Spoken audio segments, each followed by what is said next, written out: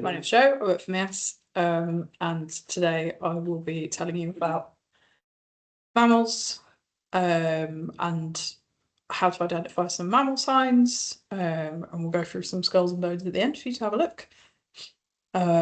Stop if you've got any questions throughout, just stop me. Like, don't feel you have to need to wait for the end or anything, just yell. So in the UK, there's roughly 90 species of mammal overall. And some of them are in tiny ranges and some of them across the whole area. And a lot of them can be found around Merseyside and northwest England. Quite a lot of the mammals, quite a lot of the common mammals are quite easy to find once you know what you're looking for. So a lot of them can be quite easy to survey for, and a lot of them you can find in gardens and parks and all sorts of stuff once you know what to look for. But there are a few things to remember. So particularly badger, water vole and otter, you don't necessarily need licenses to survey for them, but you need licenses to disturb them. So I wouldn't necessarily go hunting for things like otter and water vole too much. Like if you find spray and field tracks and stuff, great, but I wouldn't necessarily go hunting for holes because they're really sensitive to disturbance. And you can often kind of scare them off of places. Yeah. So to say, can we move it to the light stand bit or something? Yeah, sure. Like less like jump off. Thank you. Is Thank you. that good? Okay. Yeah, that's great. Thank you. Yeah. Is that right? Yeah, that's great. Cool. Yeah, so and it's just a general, some of these mammals can be really sensitive to disturbance, so absolutely go looking for them, and if you find them, great, but don't necessarily kind of once you find them, send us the records and don't necessarily keep going back to them and having a look and bringing people and stuff like that, because the more people and the more smells and stuff, the more likely they are to be put off. If you are surveying for them, they don't respect who owns the land. They will wander wherever, but if you're surveying for them, I would recommend checking with the landowner.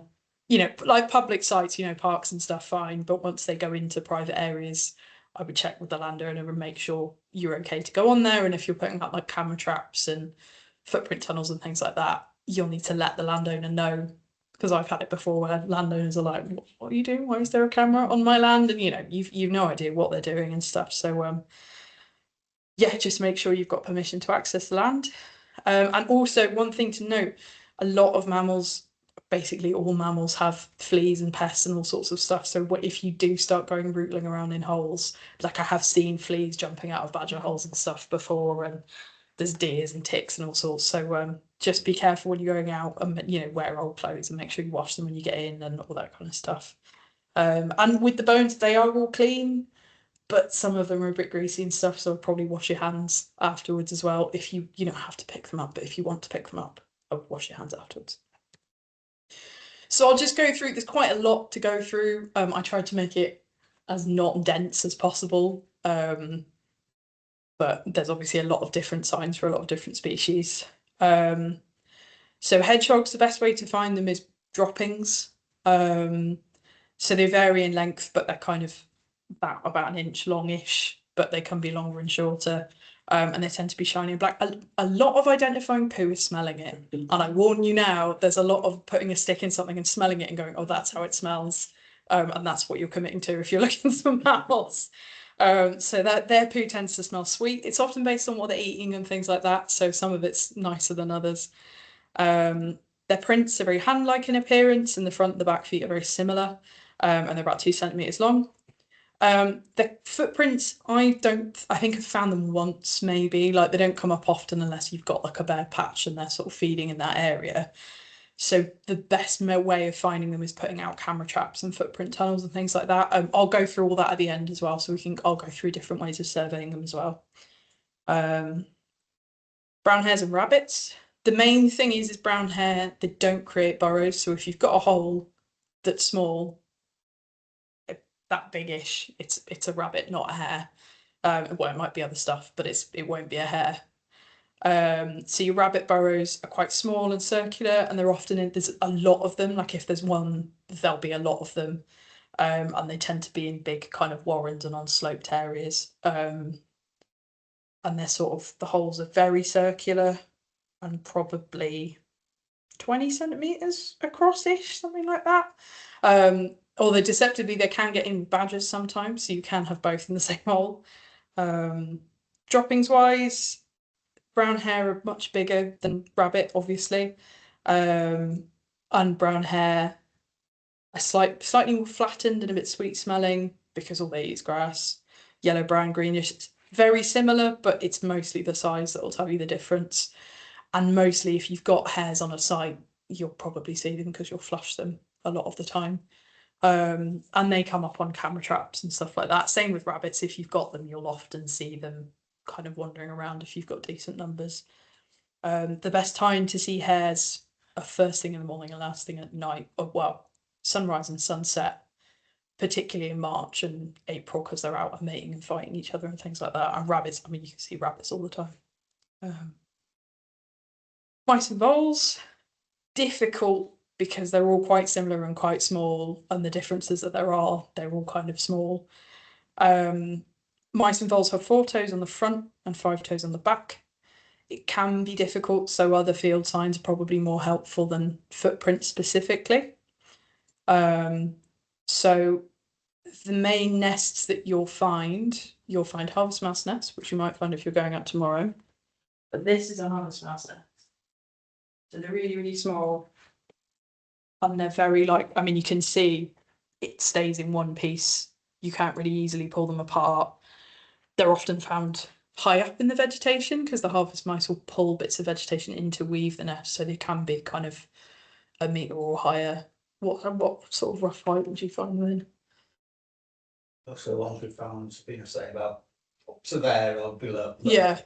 Obviously, it depends on how high the vegetation is, but normally they'll use the middle third of plant stem because that's where most of the leaves are. Like this is Tony, he's a mammal expert, you know, not what me. But the main thing is it's a very obvious clear nest and it's woven and it doesn't fall apart when you pick it up. Whereas similar sized mammals are field voles. They don't have a tail is one thing. So if you see something that's small and looks like a mouse, if it doesn't have a tail, it's a vole. But field vole nests, which is the most common thing you find when you're looking for harvest mouse nests, they're always on the floor, and if you pick them up, they just kind of disintegrate. So they can superficially look quite spherical, and then you can just tear them apart really easily. Whereas that, I won't be too rough with it, but if you go out and survey for them, you can. They're really difficult to pull apart because they're woven together. In the grass, you can see the tunnels that they're running through. Yeah. With field voles and stuff. Kind of hole nest. Yeah. Kind of hole nest, you can find a tunnel. Yeah. And often field voles will kind of cache their food as well, which is on the next slide. Yeah. So in terms of droppings, mice, I mean, if you've had mice in your house, they just poo everywhere. They're not really specific about where they do it. It's quite pointed at both ends. It's quite dry and hard, and it smells of ammonia. They can look similar to bat droppings, but the difference is if you pick one up and squash it, the mice droppings they'll either mush if they're fresh or they'll just kind of crumble a bit, whereas bat droppings will turn into a really crumbly powder because they've got insects and they're a lot drier and they're not eating fruit and things like that.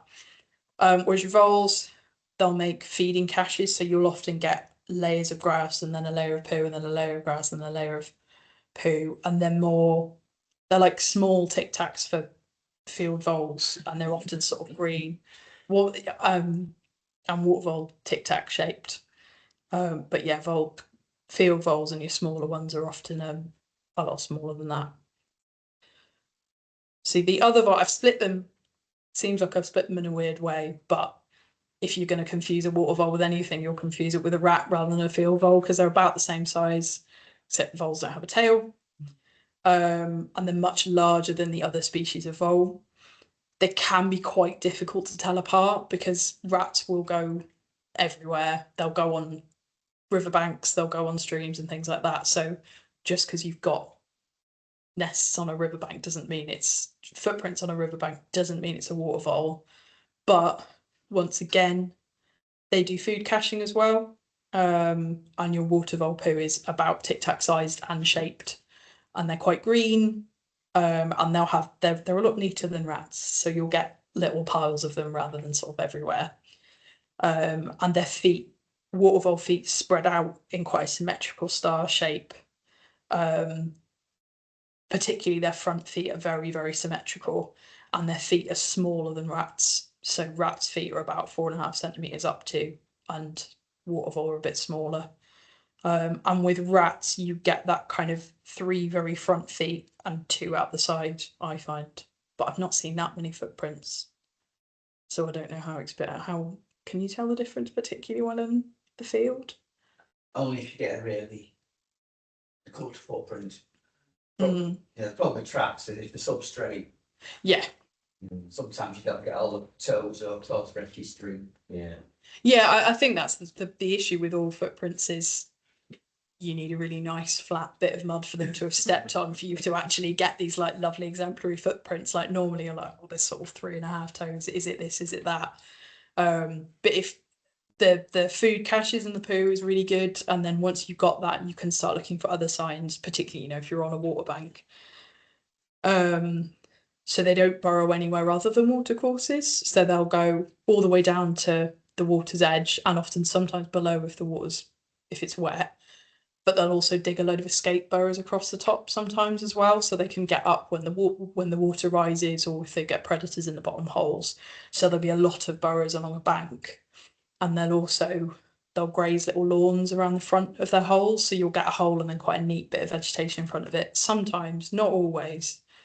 But in an ideal scenario, you'll get a nice little lawn, and the chewed vegetation they leave is quite long, and it's got like a 45-degree cut on the end of the bits of grass, which can be quite useful if you're not sure, because common voles don't tend to as much with that really angular cut. Bits of tube with the vegetation are a lot smaller. Yeah, About 3 or 4 centimeters. So Yeah. Probably quite an obvious size difference. yeah. So yeah, you'll get kind of 8 odd centimeter long bits of grass, whereas that's about the length of a field vole, so they wouldn't commit to that. So that's your water voles. Squirrels are difficult. I have recently been discussing this with Lancashire Wildlife Trust. You can't really tell the difference between red and grey squirrels, drays, which are the name for the nests that they build, and they just sort of look like big piles of leaves in a tree. They can look a bit like crow or pigeons less, but they're a lot bigger and a lot messier. Supposedly grey ones are bigger and reds are smaller, but it's kind of a matter of centimetres. So if you're sort of looking, 20, 30 metres up in a tree, you're not going to be able to tell. So it's better to do things like, if you've got a site that you think might be red squirrels, speak to Lancashire Wildlife Trust because they do a lot of monitoring. They've got a map of sightings as well, but you put out things like fur tunnels, which are tunnels with little bits of Velcro on it to catch fur as they go through them, or you put camera traps out and do transect surveys to walk through the wood regularly to see if you find any squirrels in an area. Your badger, there's not that many badgers in North Merseyside. There are some, but they're not hugely common because they prefer less wet, slopey ground, and as an area, it's quite flat. But there's some sites in kind of St Helens and a few in South Liverpool here and there. Badgers are slightly more obvious just because they're bigger. So their paw prints are probably sort of 10-ish centimetres across, and they've got a very obvious kidney-shaped pad, and then 4 or 5, depending on how good the print is, toes in a row, and they're bean shaped. So they're quite an obvious print. There's very few other things that look like a badger print if you get a good one. The other thing they do, they're very neat with the way they poo. So they'll dig little holes and poo in the little holes. So you can often find that, if you've got footprints, you then start following the tracks, and you're probably likely to come across latrines and dung pits, which is how they mark territories and things like that. The texture of the droppings can vary with diet and season, and often around now there's loads of laurel seeds in it where they've been just going eating, and there's blackberries and things like that. I think it smells like earthworms or like kind of dirt. So it's not got a particularly unpleasant smell, but it's quite a strong, musty kind of earthwormy sort of smell. But they'll be in a hole, and it's normally pretty obvious to find, but not always. The holes themselves are badger shaped, basically. They're kind of 40 centimetres across and sort of D-shaped. And they can sometimes you get them on their own, but sometimes you'll get some, you'll get a lot of them in a large set, but it depends where you are. But they are quite distinct once you've found them. Although you can get rabbit holes can collapse, so they can look a bit like it, but your best bet, I will stick a stick down there and waggle it around, and if it stays the same length the whole way down, that's how you can tell, but don't go sticking sticks into badger holes. Unless you're doing it for a reason, please. They leave quite a lot of their hair around. So the badger hairs are grey and have a black tip. And you can look for these, they'll often drop them in the entrance to holes. And also things like wire fencing, barbed wire and things like that. If they're pushing underneath it, it'll often pull the hair out. So you can often find quite nice clumps of hair on fences and push unders and things like that. It's really coarse, so it can be quite similar to rabbit hair. We've got some, so we can go through it later. But if you've got it in your hand, badger hair is quite difficult to roll because it's kind of square shaped. So if you roll it, it flips over rather than being able to easily roll it. And there's no orange on it, whereas with fox hair, you can get sort of orange parts of it. And then your fox. So fox and dog footprints can look quite similar. But fox paws are much narrower, and the front two toes are very much in front of the back two. So you can draw, I don't know if you can see there, but you can draw on fox, you can draw a line between the front two and the back two paws and the main pad, whereas dog you can because the paws are more spread out. Fox holes, absolutely reek. Once you know what a fox smells like, even going near a hole, it's like, oh yeah, no, there's a fox in that. But they're much taller than they are wide because so are foxes. And they're a lot messier. So there'll be like feeding remains in and out and they smell and things like that. With badgers, actually, what they will sometimes do is they'll pull in vegetation for bedding. And every so often they'll pull it back out to air it out. So sometimes you can find piles of vegetation that have been left out to air out, and you can see where, like, if you've got a nice set, you can see where they've kind of walked backwards and pulled all the vegetation up and rolled it into a ball and taken it into their sets, and you'll see sort of piles of leaves that have been dragged in and stuff. Foxes are not that neat. They'll just leave bones and stuff everywhere. Foxes are also not so very neat with where they poo either. They poo, the really arrogant pooers, they'll just leave it like the most like high prominent place where there's like a stone sticking out of a field or like somewhere quite high up. They're very like, yeah, that's where you'll find it. And it absolutely reeks. It's a really accurate, like, don't know what, it just smells like fox, which I don't know how you describe it, but it's just a really musty, like pungent smell. And once you smelled it once, you're like, oh, I know what that is and I don't need to smell it again. But it's quite, the poo itself is quite long and it's pointy ended, and it's there can be a lot of fur in it and things like that. And they fade to a sort of grey colour. Don't mistake them for kestrel pellets. Oh yeah, I can't say I've ever made that mistake, but yeah, don't mistake for kestrel pellets. Do they look similar then? Yeah. Oh, okay. That's a pale grey and pointed at one. Oh. Would you just sniff them? I guess there'll be bones in pellets and things. Not particularly. No? Right. Oh, okay. Is it also twisted? Can be slightly. But I mean, fox droppings will fall apart Right. eventually when they get to a certain age, so you can't just find them fragmented. There you go. Don't confuse them with kestrel pellets. Is it the actual poo, sorry, droppings that's Poo is fine. that's grey, or is it like phycomyces or anything? Like when you see dog poo and it's got mushroom like fungi growing. Yeah. Is it the actual thing or is it I don't know. I've no idea. okay, I'll look that up.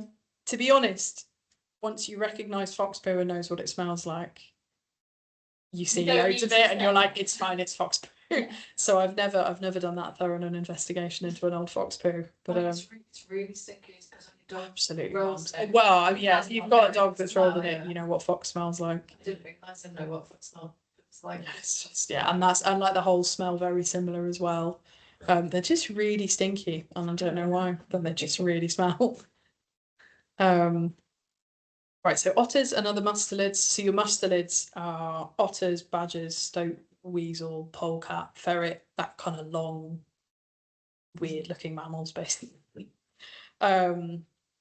Otter prints, because obviously they live in rivers and wetland areas, the prints are often not very easy to identify because they'll be really wet and muddy. But they're a lot longer than, they're obviously quite big.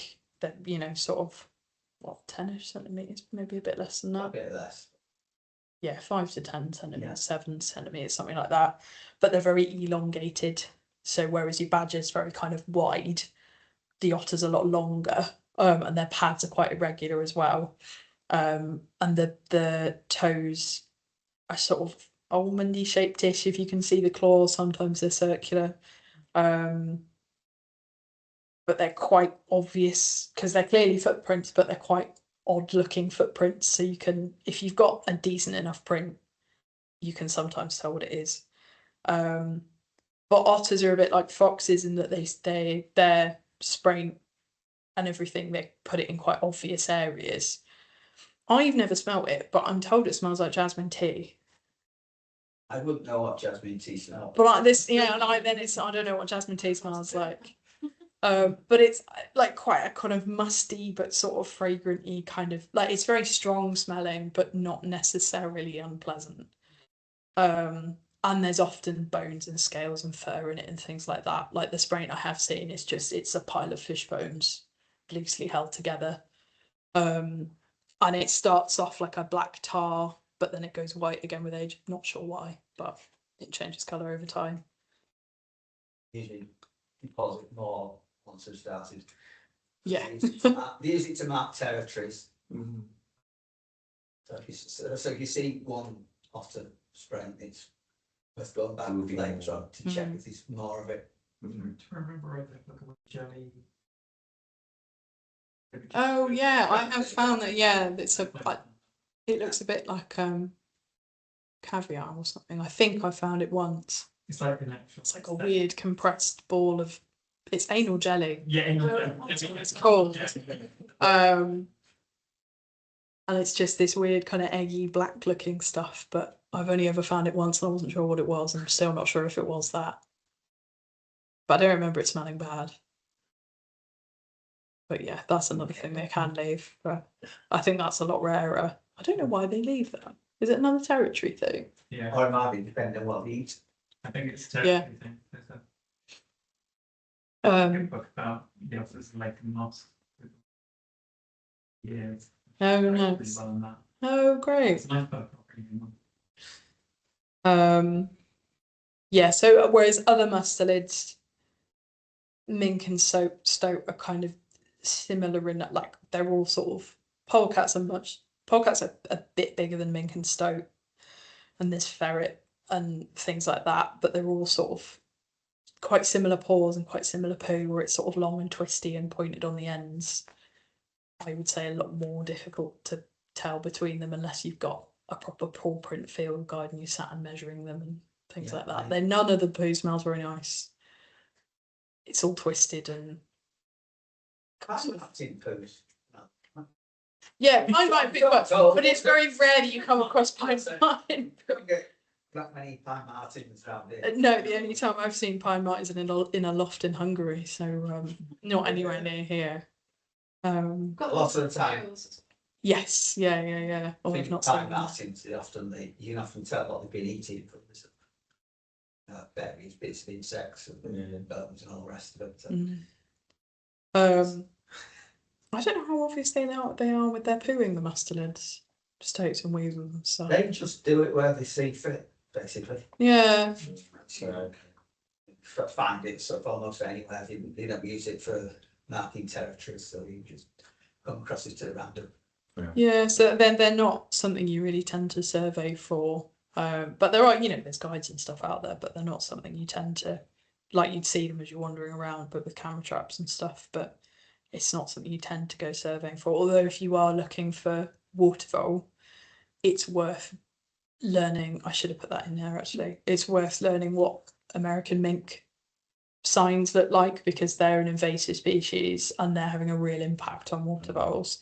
Their poo smells really bad, Too neat. really unpleasant, isn't it? Yeah. Polecat smells. I think polecats smell quite nice. Mm. The actual polecat smells nice, although I've never smelled It any must have been polecat. in the fridge.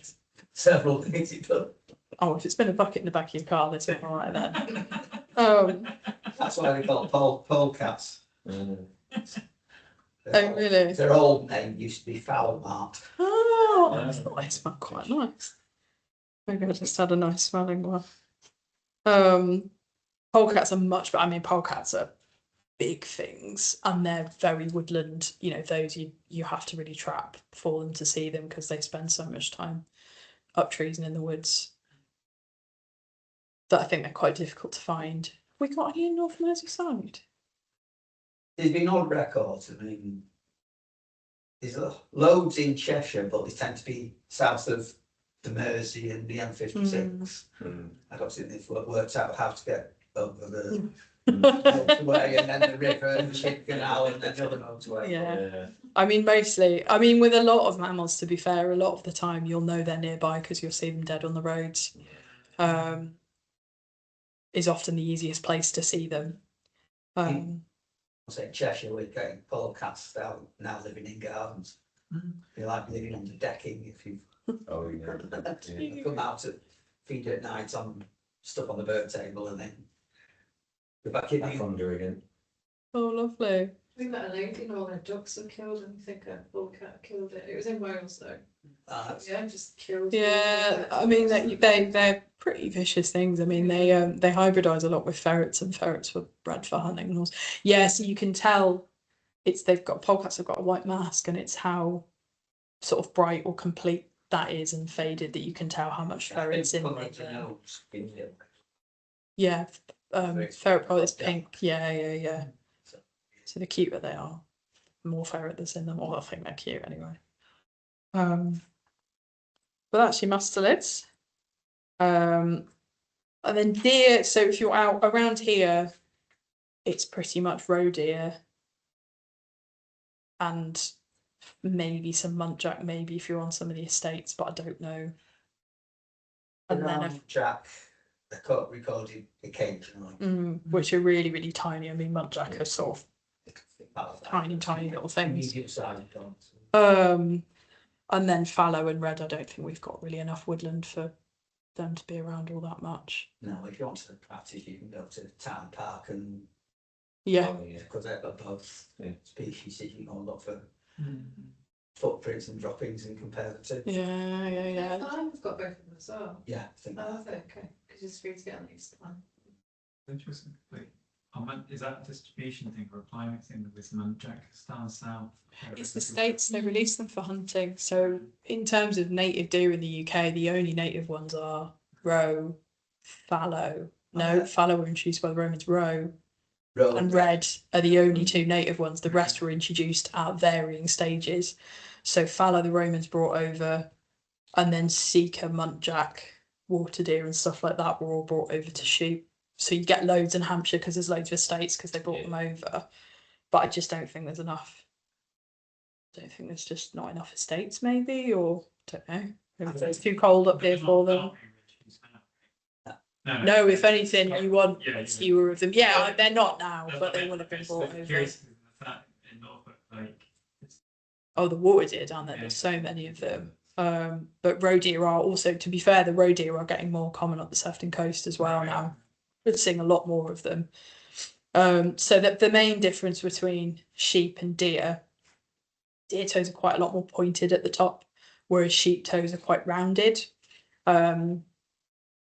Roe deer feet about 3 centimeters wide, 4.5 centimeters long, and then other deer have longer or shorter feet depending on what species they are. And then droppings are sort of, they look like a kind of pile of black loose berries, whereas sheep tend to be more sort of clumped together, and often you'll see the sheep if they're around. But yeah, it's mostly how pointed they are, and then they can leave. The deer will leave imprints of the back of the other two toes at the back as well. So that's the main thing. You'll often see the sheep, but if you're somewhere and you're not sure, it's how pointed the toes are. I think there's a slight size difference as well, but it depends on the sheep. Red deers. Oh yeah, red deers are much bigger. Easy things. Learn to know what a sheep print looks like. And Yeah. Yeah. if you look slightly different to one of them, then you start thinking deer or wild boar or.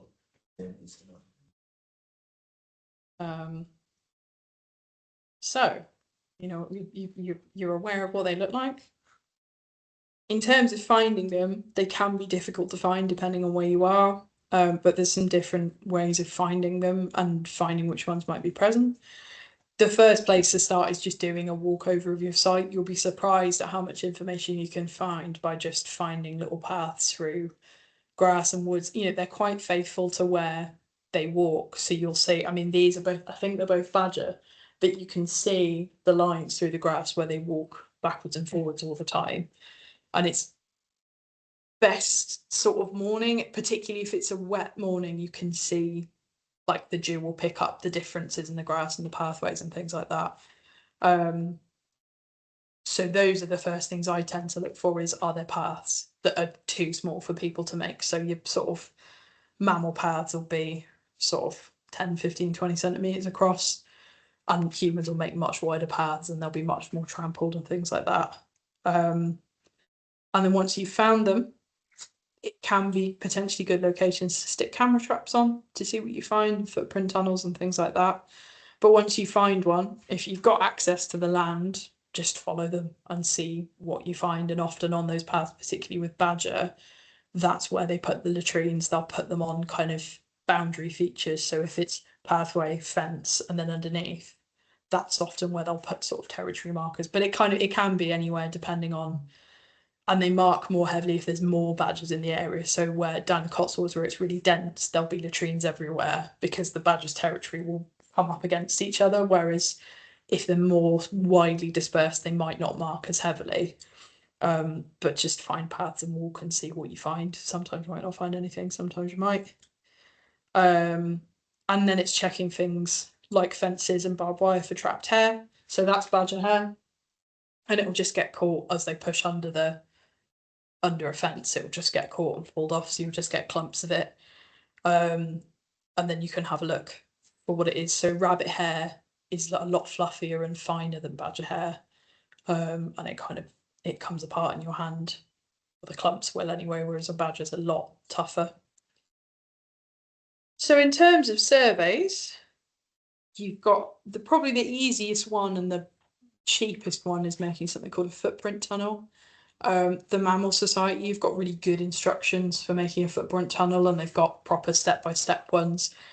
You can make a sort of at-home kit, or you can buy pre-built ones. So NHBS do little corrugated plastic, the little triangle tubes. You can just buy them, and you can buy kits, or you can make one yourself. But it's basically a tunnel of some sort that's weatherproof, a bit of paper in the middle, and then you make an ink from charcoal and vegetable oil and put it on strips of duct tape either side. You can put bait in there as well, but you don't necessarily have to. And basically, as whatever mammal it is walks across the ink, they'll pick it up on their paws and deposit it on the paper, and you'll get footprint tracks of whatever it is that's walked across. And then you can sit down with a guide and sort of work out what they are. So those are hedgehogs, and you can see how hand-like they are. And then you've got things like little rodent leaf paw prints here, which are kind of much dottier and much smaller. So they can be really, really effective in gardens and things like that. So you can put them sort of next to paths that you find or in your garden. Most mammals will sort of walk up against edges and things like that. They won't necessarily want to walk across big open spaces, or their hedgehogs don't mind as much. But you'd put it in kind of under a hedge or somewhere that's kind of a bit tucked away that they'll most likely to walk through. Have you done much footprint? Yeah, we used to do quite a lot at Chester's years ago. Yeah, the Hedgehog Project still recommends it, doesn't they? Mammal Society is working on a guide for footprints from hedgehog tunnels. With the name IC, and you see there, it's just basically a mass of footprints. I mean, ranging from everything from a cat down to a sort of small mouse. But Yeah. Yeah, so they can be quite difficult, and it's the thing of, you know, you need to check them every day, and that often makes it easier because then you're not looking at quite so many footprints because it's just overnight. And the FSC footprint guide is pretty good. I don't know if we've got it. I might go and find it if we've got it, but that FSC footprint guide is pretty good. And there's some reason I struggled to find online resources actually, but there's a couple of books and guides and things. plenty of books on tracks and signs. Yeah. Just be aware that a lot of them include European mammals. So yeah. Yeah, well, I've got this book on mammals here, so I was like, oh, nice and easy. And the first one was like some wallaby. Yeah. That's in Europe. It's like. Oh, you do get them in the UK, get them down in Cornwall. Oh, actually, yeah. Yeah. There's a couple of wallabies down Well, in yeah, there. And in the you'll West see Country. there'll be lots of shrews in there. Yeah. Mice and bats and stuff. So The wallaby one in Derbyshire have died out. they used to be, yeah. Yeah, there's a few The around. Peach District. Peter. There's still quite a few in the Isle of Man. Oh, okay. All right. Well, I'll check this out. North end of the island, bits will make sure. Oh, okay. Totally do that. But they do get Wondering- recorded occasionally, so they are probably still out there in small numbers. Oh yeah, I've definitely seen one down where I used to live. But yeah, like there are some decent books, but yeah, just be aware that you're not recording like weird species of like common vole that you only get on like the Isle of Skye and things like that. The other thing you can do is camera traps. So they're a bit more expensive because you have to buy the camera trap, but they can be really, really useful because you've obviously got video evidence of whatever it is. So it's a lot easier. It can be a lot easier to identify what it is. It can still be a bit difficult with the really small rodents unless you're very, very close. Each deer could be a problem. Especially if you haven't got a sense of scale. Yeah. A young red deer can look very much like a roe deer. Mm. Especially if you haven't got antlers, Mm. and especially if you don't see them from behind either. Yeah. But for sort of gardens and stuff like that, they are really good, and you can get all sorts ranging from quite budget ones to ones that you can get like live feeds off and things like that. I use Nature Spy, which is a really good website because they've got a lot of different ones and you can compare them. We've used the Nature Spy ones for a project that we've ran, so I can show people them if they want to have a look. But they're really good. They're about £100, maybe £80 now. But you can get really cheap ones, and you can get ones from like China and all sorts that are really, really cheap. But they sort of vary in quality and battery life and things like that. There's a few. I mean, this is where you need permission because if someone notices they put a camera up somewhere, they're not necessarily going to be happy. And also, it's making sure they're well hidden. If you are, if you're in your garden, it's fine. But if you're surveying a site and you put a camera trap out, it will get stolen if you put it somewhere obvious. So it's that mix of making sure it's well hidden enough that no one's going to see it, but also if you bury it in the grass and in the trees, all you'll get is grass doing this for 2,000 videos. And trust me, as a woman who has had to look through a lot of those videos, it gets really boring. So if you do put them out, the best is a private site, when no one goes on, so you can just stick them where you need to put them. But yeah, it's making sure there's no grass in front of them and no obvious vegetation moving and things like that. And things like mammal paths, the bottom of hedgerows is quite good, sort of facing along the hedgerow, you get quite nice stuff moving up and down them. Any obvious gaps under fences and sort of edges of habitat like scrub and trees and things like that can be quite good places to put them, but it depends what you're looking for. With red squirrels, you have to put them at the tops of trees and feed them and things like that. But badgers, you put them on a hole to see if stuff's coming out of them. Badger and fox holes can look similar and collapse rabbit holes and stuff. So often I'll put a camera trap on on what I think is a badger hole to see if it's still being in use and see if anything's using it, because the badgers can leave and other things move in. So if you're not sure, you can sort of monitor burrows, and that's quite good because something's living there. So if you put it on a hole, you can see stuff coming in and out, and it's a lot less invasive because you're not going there all the time.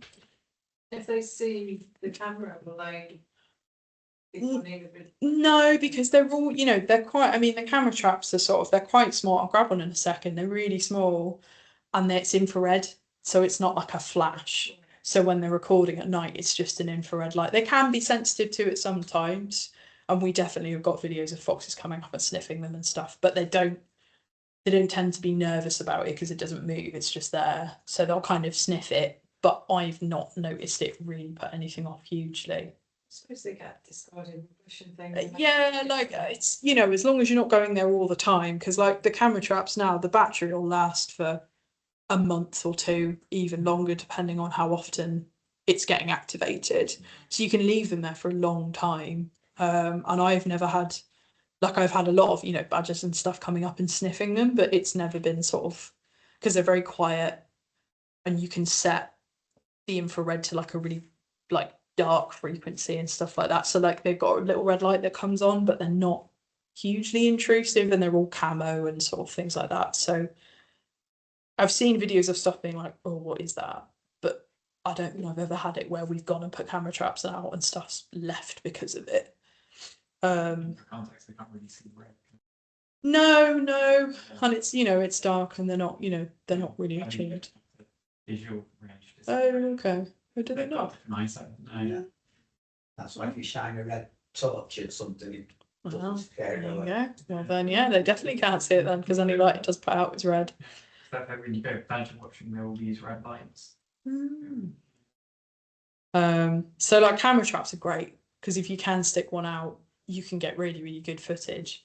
So this is one of the farms that we've got. I'm gonna try and get this to play.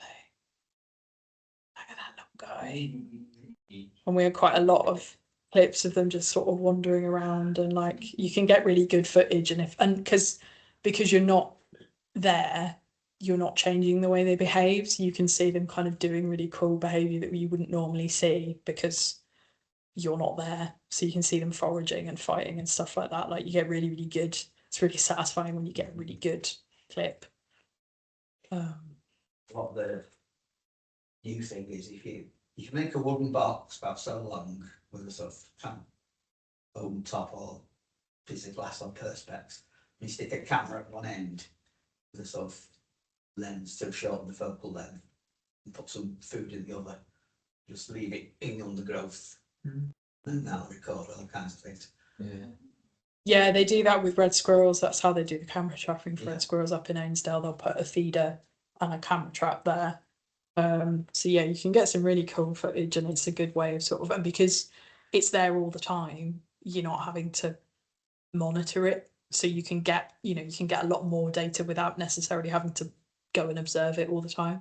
So we've had some really good footage off the camera traps just because, I'm not going to be on site at 4 a.m, but the camera trap doesn't mind. So yeah. One thing I've found with the camera trap, a lot easier if you stick it on a tripod. Yeah, so like stakes or, like if you haven't got a fence to attach it to, we'll put stake in the ground. They often come with straps and they've all got the little screws in the bottom that you can put tripods into and things like that. And you can get security boxes for them and stuff as well. It's easier to point in the right direction rather than looking for a tree, which is happened to be sort of. Yeah, there's definitely an art to putting out camera traps because you think you've got it right and you set it up and leave, and then actually it's like way higher than you think or way lower than you think. So it definitely takes a bit of sort of fine tuning and putting it up and leaving it and then looking again. And Many sort not recently because we put them out on private land, but we've had them nicked before. I've got a few out that might disappear. Yeah, that's what they're the cheap ones. Yeah, it's that quality versus quantity. So you're like, I'm not going to be too mad if this goes, but I would like to get some decent footage of it. Knows it's a bad expensive camera because nobody's going to Yeah. So it definitely depends on where you are. But I mean, you get all sorts of nick. Like if it's a small part, I think partly it looks valuable, and partly people are also like, oh, what is that? I don't want that recording me. But when I worked at Chester Zoo, we had the like live feed camera traps, and we watched one being nicked. You get Ring doorbells. I mean, it was basically we just watched this guy like shove all the camera traps in his bag and like drive away with them. It was really surreal. But yeah, right. That is the end of the slideshow.